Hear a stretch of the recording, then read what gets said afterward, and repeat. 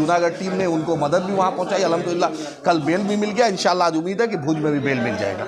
हम उनके साथ खड़े हैं, एमआईएम पूरी ताकत से खड़ी है। अख्तरुल ईमान साहब ने भी वहाँ के साबिर काबलीवाला साहब जो गुजरात के अध्यक्ष हैं उनसे बात की थी। वहाँ एटीएस में जो गए थे वहाँ टीम भी एमआईएम की गई थी और लगातार हम राब्ते में हैं। इंशाल्लाह ताला आज अल्लाह ने चाहा तो बेल मिल जाएगी। हम लोग तो लड़ेंगे, जितना तुम डराओगे हम डरने वाले हैं नहीं। हम ना मोदी से डरते हैं, ना आरएसएस से डरते हैं, ना अमित शाह से लड़ते हैं। हम डरते हैं तो अपने अल्लाह से डरते हैं। चलिए ठीक है, वक्तिया परेशानी है, लेकिन सुप्रीम कोर्ट है, हाई कोर्ट है, डिस्ट्रिक्ट कोर्ट, हम लड़ेंगे। और एक कोर्ट में जूनागढ़ कोर्ट में बेल मिल गया, इंशाल्लाह आज भी भुज में उनको मिल जाएगा। उन्होंने ऐसा कुछ कहा नहीं है। जब बीजेपी के जितना सीनियर लीडर है, आरएसएस का लीडर है, विश्व हिंदू परिषद का, बजरंग दल का, सुबह शाम जहर उगलते नहीं दिखता है क्या? डिस्ट्रिक्ट प्रशासन को नहीं दिखता है? वहीं पर राजा सिंह जो एमएलए है उसका नहीं दिखता है क्या इनको?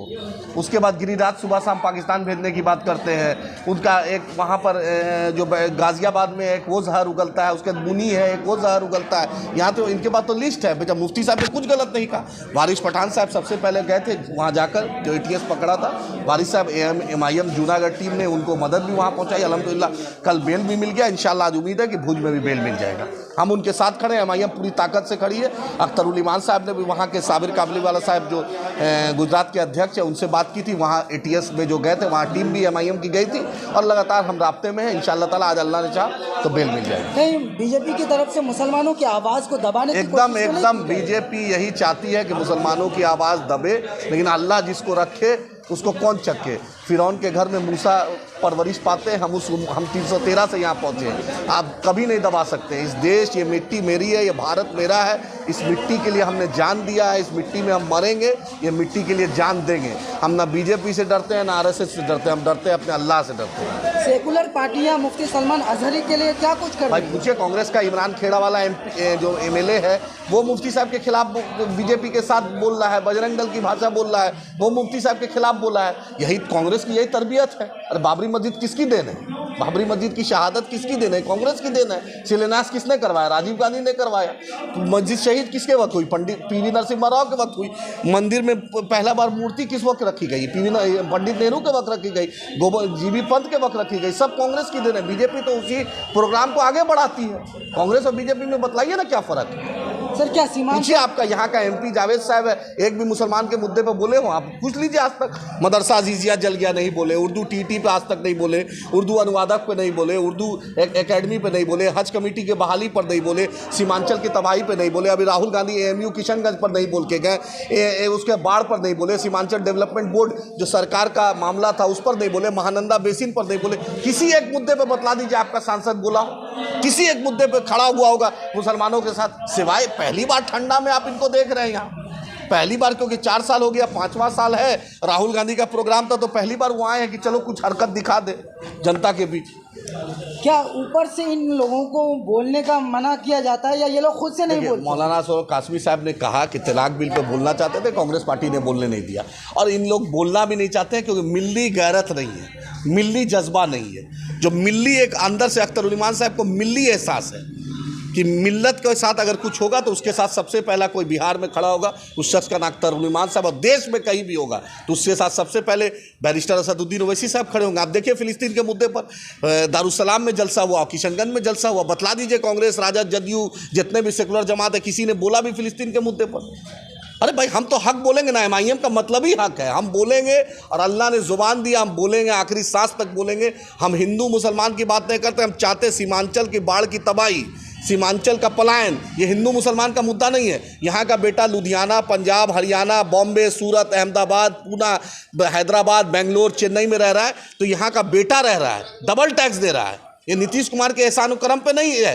नीतीश कुमार शीशा का पुल बना रहे हैं वहाँ पर राजगीर में, और सीमांचल बाढ़ से डूब रहा है, इस पर कभी नहीं बोलेंगे। महानंदा बेसिन के लिए धरना देना पड़ रहा है। अरे भाई उसमें आप तरमीम कीजिए, उसमें जो शिकायत है उसको दूर कीजिए। आपका काम वो है, आपका काम नहीं है कि आप जो मन चाहे दिल्ली से और पटना से थोप दीजिएगा, सीमांचल उसको होगा। पूर्णिया में एयरपोर्ट का मामला है, पूर्णिया में हाईकोर्ट बेंच का मामला है। महागठबंधन में सरकार में एक भी कुलैया बिरादरी से मिनिस्टर नहीं था, सुरजापुरी बिरादरी से मिनिस्टर नहीं था, शेरशाहवादी बिरादरी से मिनिस्टर नहीं था। हम नौकरी में नहीं हैं, हम अपनी बात तो करेंगे ना भाई। हम गुलाम नहीं हैं, हम आज़ाद देश में पैदा हुए हैं और बाबा साहब अम्बेडकर ने हमें संवैधानिक अधिकार दिया। हम बोलेंगे, यही एमआईएम सिखाई है। अमित शाह तो ऐलान करके चले गए कि यहाँ तो एयरपोर्ट बनके तैयार हो भाई गया। तो अमित शाह के पुत्र जय शाह उतरे होंगे चार्टर्ड प्लेन से, या अमित शाह खुद उतरे होंगे, तभी ना उनको दिखता है। या आंख में मोतियाबिंद हो गया होगा, या मोतियाबिंद का कैटरेक्ट का ऑपरेशन करा दे, उनको कहाँ दिखा। पूछिए, यहाँ पर नितिन गडकरी की बात करते हैं। नितिन गडकरी अपने आप को सबसे ज़्यादा विकास पुरुष बोलते हैं। डगरवा में हम टॉल देते हैं, हम सोनापुर वहाँ दलकोला के आगे टॉल देते हैं, और चिरैया वाला ब्रिज 2017 के बाढ़ में टूटा है, 10-20 आदमी उससे शहीद हो गए हैं, लेकिन आज तक पुल नहीं बन पाया। ये सांसद को और यहाँ के डीएम एसपी कमिश्नर को, प्रधान सचिव को, बड़े बड़े दिल्ली से अफसर जो बागडोगरा उतरते हैं, उनको नहीं दिखता है कि चिरैया पुल टूटा हुआ है, 10-20 लोग इस पुल के चलते शहीद हो गए। आंख में मोतियाबिंद हो गया है सबको। यहाँ का एमपी, यहाँ का एमएलए, यहाँ के MP Purnia MP, Araria MP, Kishanganj MP, Katihar MP, सबको नहीं दिखता है। यहीं से तो एयरपोर्ट सब जाता है। यहाँ का डीएम एसपी को नहीं दिखता है, यहाँ का प्रमंडलीय आयुक्त को नहीं दिखता है, प्रधान सचिव आते हैं किशनगंज बागडोगरा जाते हैं, नहीं दिखता है कि पुल बनाना चाहिए। हम दो जगह टैक्स देते हैं, हम क्यों टैक्स देंगे दो जगह टोल टैक्स? जब मेरे पास पुल पुलिया नहीं रहेगा, मेरे पास इलाके का रोड अच्छा नहीं रहेगा, हम क्यों देंगे टैक्स? हम नहीं देंगे, हम जद्दोजहद करेंगे। MIM यही सिखाता है। सर ओवैसी साहब इंशाअल्लाह ताला 16, 17, 18 सीमांचल बिहार में रहेंगे। अल्लाह ने चाहा तो इंशाअल्लाह आपकी दुआ से डगरवा भी हम लाने की कोशिश करेंगे। ओवैसी साहब किस मकसद से सीमांचल का दौरा? ओवैसी साहब को सीमांचल का दर्द है। उस दिन भी 5 दिन पहले भी पार्लियामेंट में उन्होंने सीमांचल की बात की। ऐसा हिंदुस्तान का ही नहीं, दुनिया का ऐसा कोई प्लेटफॉर्म नहीं है जहाँ पर उन्होंने MIM की बात नहीं की है। सर MIM को लोग जो, और सीमांचल की बात नहीं की है, सीमांचल के जद्दोजहद की बात नहीं की है, सीमांचल की परेशानी की बात नहीं की। पूरे दुनिया में उन्होंने उठाया है सीमांचल का मुद्दा।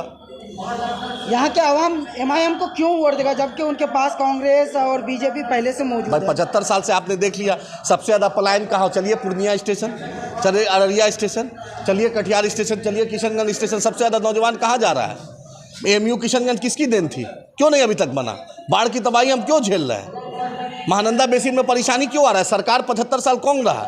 जदयू, कांग्रेस, राजद, भाजपा, यही ना सरकार में मलाई खाए हैं। हम लोग खाए हैं, हम लोग तो संघर्ष किए हैं।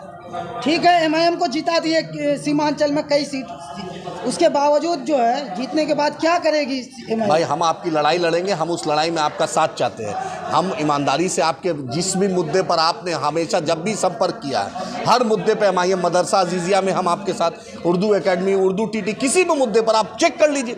लॉकडाउन में, कोरोना में, किसी भी मामले में हम खड़े रहे। हमारा काम ही आपके साथ खड़े रहना। हम मंत्रालय के लिए नहीं है, हम सीमांचल के लिए, यहाँ के आवाम के लिए, यहाँ के मुसलमानों मजलूमों के लिए, हम सबके साथ चाहते हैं। हम चाहते हैं हिंदू, मुसलमान, सिख, ईसाई, जो भी सीमांचल में, आप आके तो देखिए। आप जो लॉकडाउन में किसी को अगर मदद पहुंची तो हमने पूछा नहीं कि वो हिंदू है, मुसलमान है, हम इंसान देखते हैं। बताइए, आखिर हम अल्लाह ने जुबान दी है तो बोलेंगे ना। क्या ओवैसी साहब के दौरे से ये साफ हो जाएगा कि बिहार में कितनी सीटों की तैयारी चल रही है और कितनी सीटों पर देखिए, हम मिथिलांचल, मगध और सीमांचल और शाहाबाद की तैयारी में है। बैरिस्टर असदुद्दीन ओवैसी साहब, अख्तरुमान साहब, अकबर साहब आखिरी फैसला लेंगे। जो भी फैसला मेरा लीडरशिप लेंगे, इंशाल्लाह हम लोग मानेंगे।